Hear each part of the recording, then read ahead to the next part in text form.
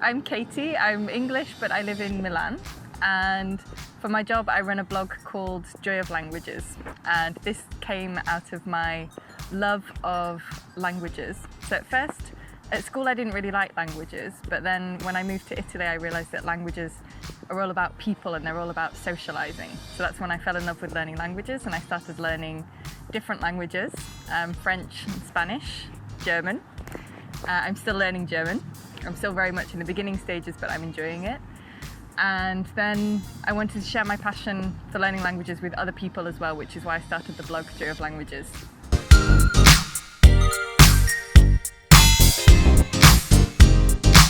Can you tell us a little bit more about your experience with the German language? So I started learning German very intensively a couple of years ago as part of a language challenge, and I think I had 3 months studying it very intensively for about an hour a day.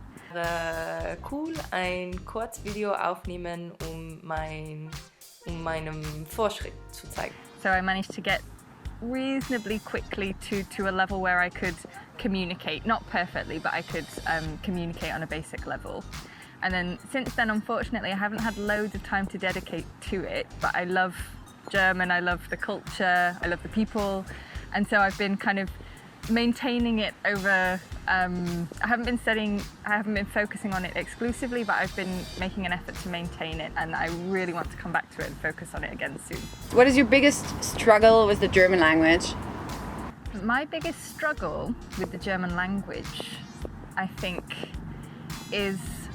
I feel like my biggest struggle is the adjective declensions. But this is really interesting because I spoke to my German teacher about this, and he mentioned that actually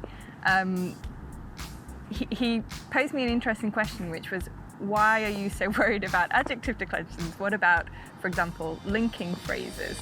And I think that this is something that's very common for people learning German. They immediately go straight to the most complicated thing in the grammar, and they start panicking about the fact that they can't learn it, when maybe there's no need to stress about it so much, because you can still communicate without it. There may be other things that are actually easier to learn that will make a much bigger difference in your ability to communicate, that you could focus on and feel more positive about your ability to learn German. So things like little linking phrases, so maybe the little phrases that will help you to make longer sentences. All right, Katie, so you were talking about those words to connect sentence. An example, for example, that's why, or for that reason. How would you say that in German? I have no idea. Okay, let's do this little game then together. So we practice now the words deshalb, deswegen, and darum, which are 3 words to say that's why. Here I am with my friend Shona. Yeah. Hello, I'm Shona. I'm from the UK. I'm also studying German. My level is at the moment low intermediate. And we're going to play a really cool burn and learn game. Are you ready? I'm ready. Okay. Alright. 3, 2, 1, go.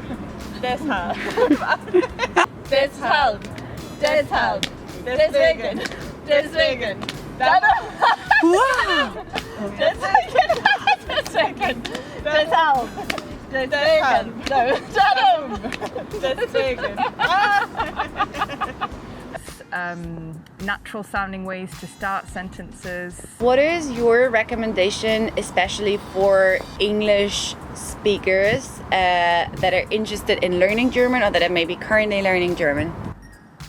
So my main recommendation, I think, would be to try and to connect with the people and the culture.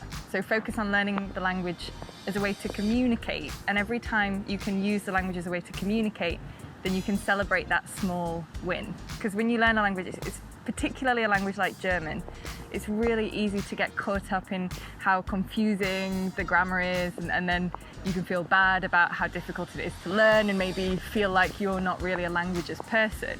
Whereas if you flip that around and focus on just trying to communicate with people a little bit more and a little bit more, so taking baby steps, saying new things, learning every week, learning to say a few more phrases, and then that will be much more rewarding.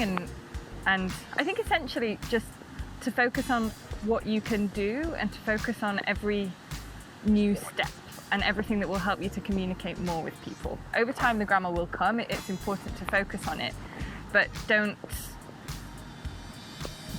let perfectionism hold you back when it comes to grammar, because that will come over time. Do you think every English speaker can learn German? Of course, yeah. Yeah, I don't believe in people being bad at languages, because I used to think that I was a person who was bad at languages.